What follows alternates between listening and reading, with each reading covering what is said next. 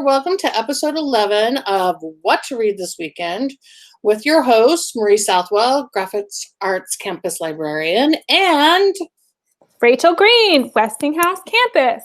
Woo! And we are presenting What to Read This Weekend is a live recorded web series, so keep your mics off until we're done recording. And if you miss it, no worries. You can watch it on Instagram, or you can watch it on YouTube. And here's a little bit.ly where you can get all of our awesome notes and thoughts. Did I miss anything? No. And today, one of my favorites, When Life Gives You Lemons, or the Beyonce edition. So we will be talking about times when life gives you lemons. And you make them into something else. Hopefully lemonade. Maybe it's something else. It's something, you make it into something else. Would you like to share the books we're covering? Sure. We're going to talk about Tristan Strong, Punches a Hole in the Sky, Forward Me Back to You, Internment, and Unpregnant. So these are all kind of stories overcoming adversity. But lemon sounded way better, and I don't have a shirt with adversity on it, but I did find a shirt with lemons. So we're good. Yeah. I guess I'm starting. Go. So we're starting with Tristan Strong, Punches a Hole in the Sky by, I should have looked on teachingbooks.net to figure out how to pronounce this. Kwame. I think so. Mbalia. I think so. This is this is technically a middle grade novel, but I think it has appeal for anyone who is a fan of Rick Warden or like Mrs. Rick Warden. There's favorite books from their middle school. Tristan is our main character, and he and his best friend were in a car accident, and his best friend passed away, and he's like riddled with grief. That's part of his lemons, and that he wasn't really able to do anything to save his friend. And so all he has left are his memories, obviously, and a journal from his friend. And he takes that journal. He's being sent to his grandparents' house in Alabama for the summer. And on the first night, he falls asleep, and he wakes up, and something has like stolen his journal. And he like follows this thing that has stolen his journal into this kind of like other world. And in this other world are a lot of heroes to save him. They are like legendary heroes from Black folklore, like John Henry, who I think is on the cover, and Briar Rabbit. And they're there to defeat kind of like the bad guy and close the hole in the sky. So if you're a fan of mythology, if you're a fan of adventure or Rick Warden, I think this would be a great series for you. This is the first book, and the second book is going to come out in October. And it's really about like overcoming grief and finding the heroes in your life and within yourself. And it's available on Libby. All of our books today are available on Libby, and we looked this one up yesterday, and there were copies available. And then when I looked today, it was apparently got very popular last night. But it's a very short hold time. Like it says next few days it's available. So public library, if you need help, ask your librarian how to access the public library. Oh, and the next one is for you, Marie. Oh, it's the whole turn the mic off. Okay. Now the mic is on. All right. So this showed up in the library. I thought the cover looked cool. Every other kid I talked to was like, Miss, this book looks lame, until I read it. So don't be put off by the semi-lame book cover. All right. So as you see, one character, Cat King, is a 16-year-old Brazilian Jiu-Jitsu champion. And she attends a very elite scholarship, elite scholarship. Wait, let me try again. She has a scholarship and she attends an elite school in Oakland. And she is the brown-skinned daughter of a biracial, a white mother and a African-American father. And she gets in the scuffle with a guy. Basically, this male student assaults her, and her relationship to her peers at the school and everything just sort of explodes. And she's like unable to compete successfully in jiu-jitsu. So what her mom does is she sends her to Boston to live with her great aunt. And Kat only sort of knows this great aunt, but there she is. She's trying to sort it out. Then she meets Robin.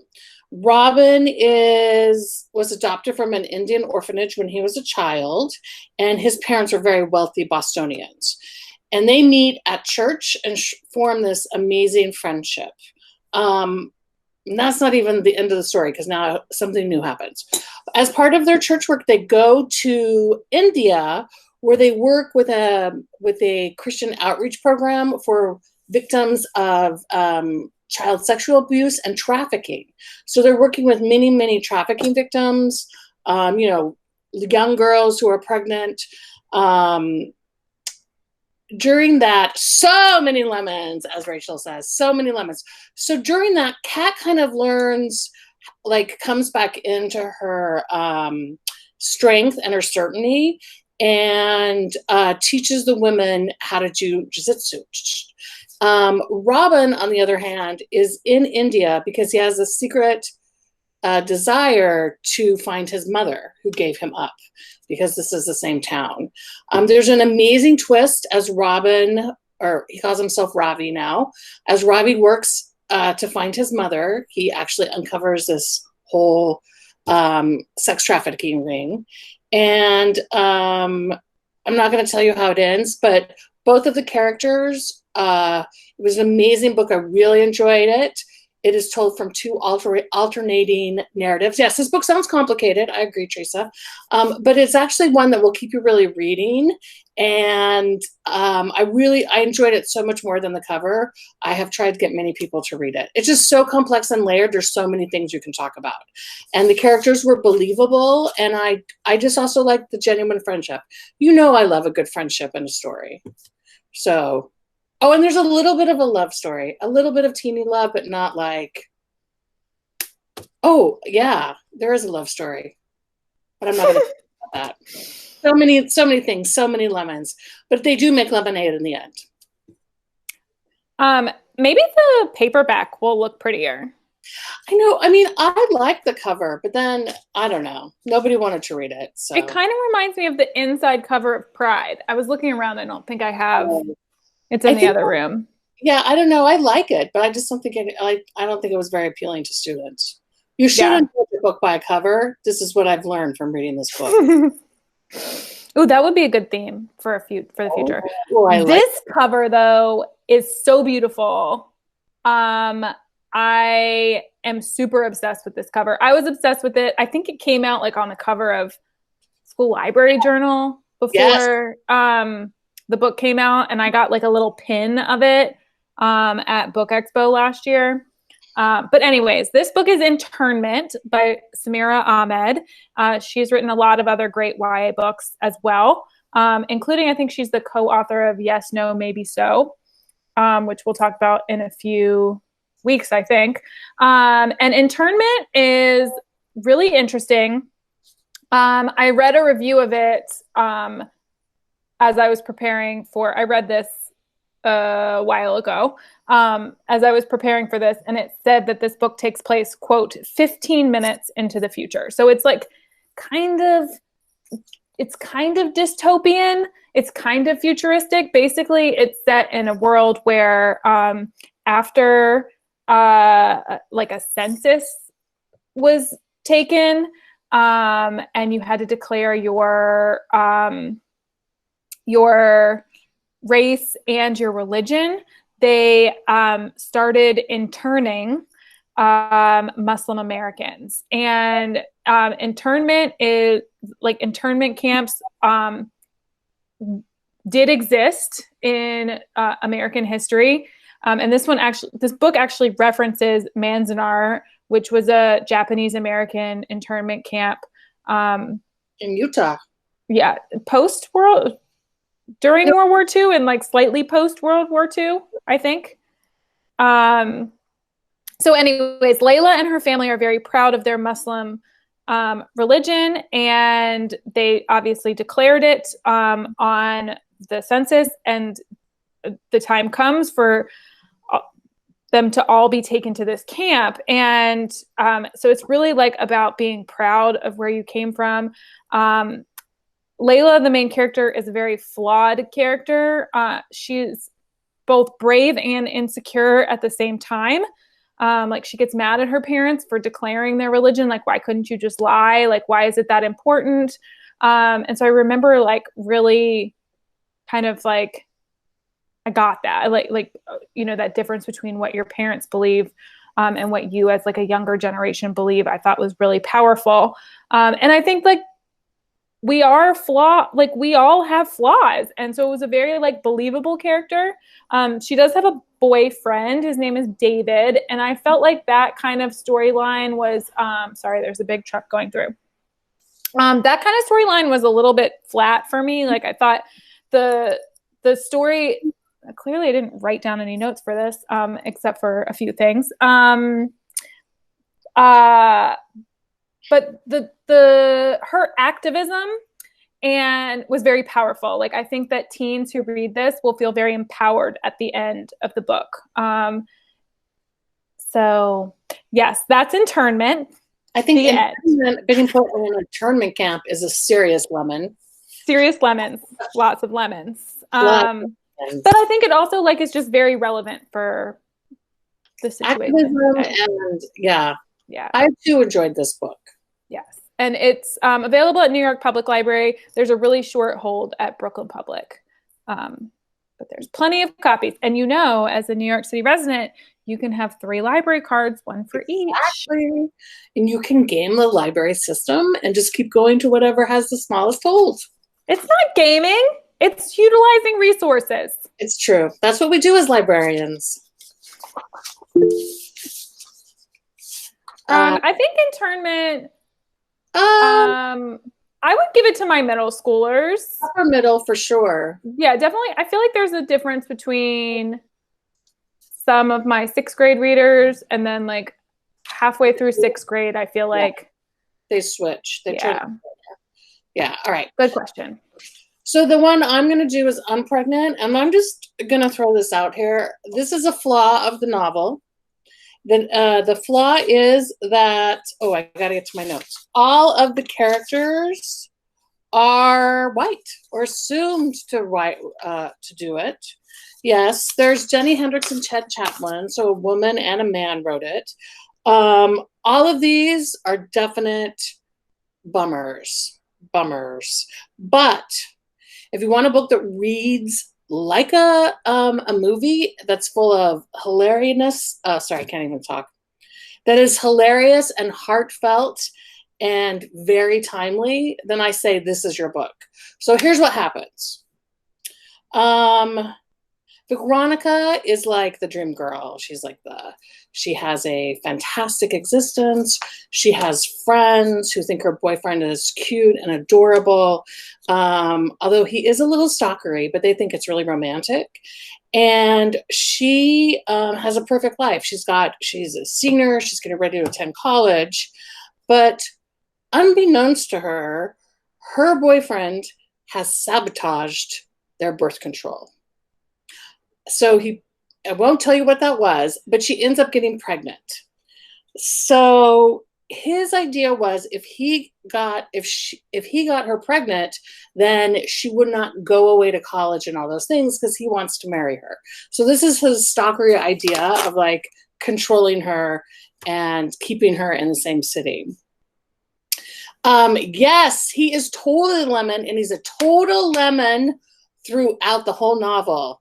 He and she goes to her straight A friends, and she realizes that they're not going to help her at all because they think her boyfriend Kevin is just so amazing, and they all want to, they all want to date him.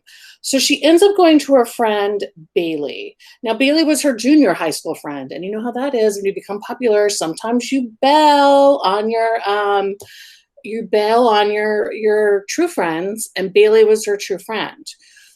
And the other part that's important is Bailey has a car because she's decided she wants to have an abortion.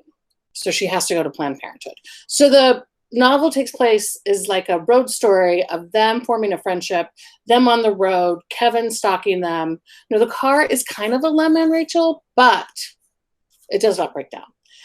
Meeting odd people along the way.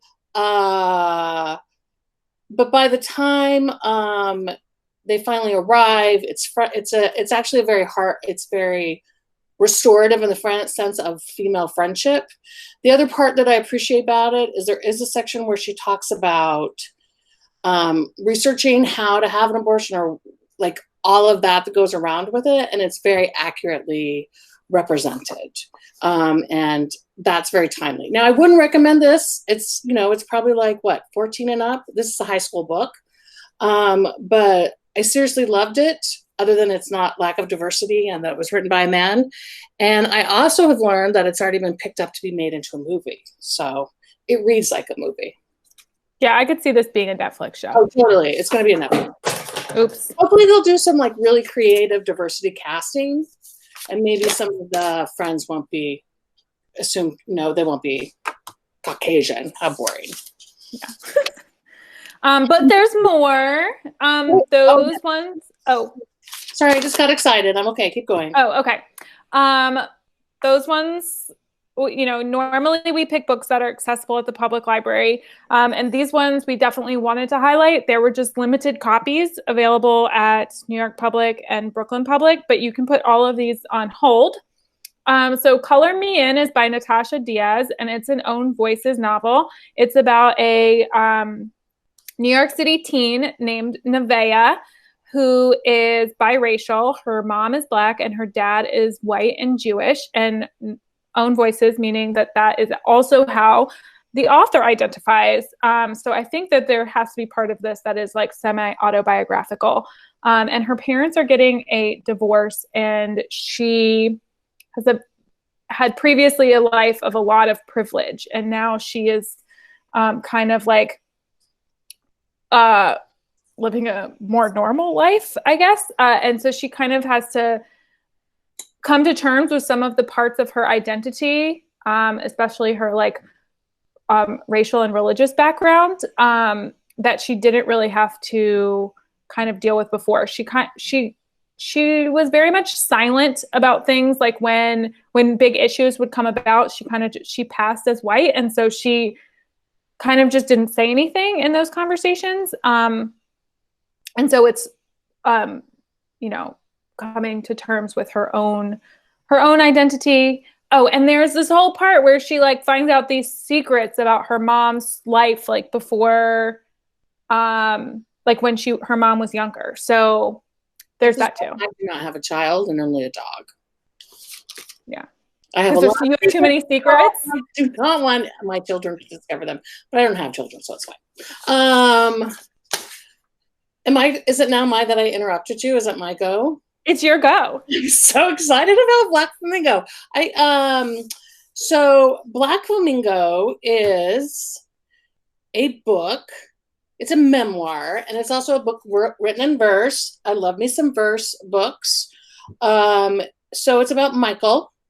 He's British, but he's also Greek. He's also Jamaican, and he's kind of caught in between the world of being, is he Black or is he white? Is he masculine or is he feminine? Is he straight or is he gay? And the book just sort of follows him through this, his struggles and his triumphs and his lemons and when he drinks lemonade. And The cast of characters that are his friend are very diverse. There's a black-white mixed race friend, he has a red-haired friend who's in drama. And he finally learns that sometimes you just have to put some feathers on and some red lipstick and just go for it. Which I really agree about the red lipstick. Okay, I put that in. He just really rose feathers. But it's a great book, and he does end up doing a little drag, which is fantastic. So I just really enjoyed this book, and I know that it's just been optioned for a movie. Oh, it was really hard to get. It's been on my list, my like library list. It won an award, and then I tried to order it, and I couldn't. It was out of stock, and I don't know why. Maybe everyone's buying it. Hopefully, it's a great book. So I wasn't looking at the chat when I was talking about Color Me In, which I think is part of that is written in poetry as well. And there is a lot of controversy with this book right now because it won, Teresa, you're going to have to correct me. I think it won an award for like a Jewish book award, but then some other Jewish book organization wasn't going to acknowledge it. It was very strange. It was super strange. I think they didn't put it on the list about Black Jewish people. Yeah. They refused to do that, and then it was like a whole Twitter thing. Yes. Boy, it was really sad. So another reason why we wanted to highlight this book. Yeah. Dear Haiti, Love Alaine is written by two sisters. I will just put it out there. I don't know what kind of book my sister and I would write, but I don't think it's going to be this one. It is basically Alaine has her stuff together, and she does this presentation at school that gets her kicked out of school. And she is suspended. It's her senior year. Her mother is appalled. She's a journalist. Her father is a psychiatrist. They're both Jamaican. And so they say, what we're going to do with you is we are going to send you to Jamaica, where you can get straightened out by Haiti, to get straightened out by your family. So she ends up there. She does want to go to Haiti because she, I misspoke, both her parents are from there. She ends up finding that she has more allies. She reconnects and learns more about her ancestral home. And if I were to describe the book in like one word, I would say it was like enchanting.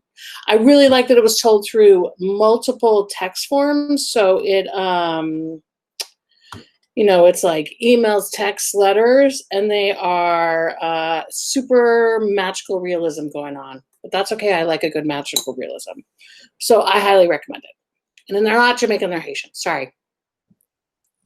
Yeah. All right. I think Color Me In and Dear Haiti, Love Alaine kind of remind me of, like, if you liked the Poet X, you might also like these books. Yes, I would agree. Yes. Underneath of each book, it says they have limited copies at Brooklyn Public Library and New York Public Library. Put them on hold. That's what it says. The Breadwinner is I would say this is like a classic middle grade novel / series from the late 1990s, early 2000s, maybe early 2000s. It's a series by Deborah Ellis about Anna, who dresses up like a boy to shop for her family in Afghanistan under Taliban rule. And they're very short novels, like upper elementary, early middle school. But the graphic novel, so an animated film was made for The Breadwinner. It's about 90 minutes, and you can watch it on if you have a Netflix subscription. And then they made a graphic novel from the images, like the still images from the movie. So that's kind of interesting. I really haven't seen another graphic novel that's not like illustrated for the book. And it kind of, I don't know. I thought I've read the regular book, I've read the graphic novel, and I've seen the Netflix show. And I think it's just really a great historical fiction.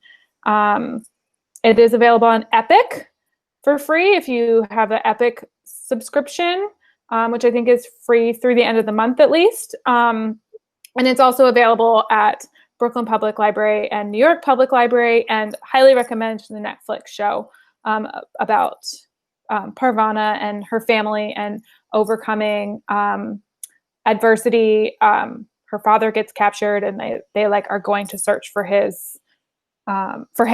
in wherever they've like captured these people. So highly recommend this. Each week this is the wrong screen. We share some announcements and usually give Audiobook Sync a shout out. The books this week are Easy Prey and Mark of the Raven. I don't know about Mark of the Raven, but Easy Prey, when I was reading the description, looks very similar. Like if you liked One of Us is Lying, you might like Easy Prey. So these are audiobooks. Do you want to talk about how you get the audiobooks, Marie? No, I can tell you. You don't. Nope. You have to go to the website.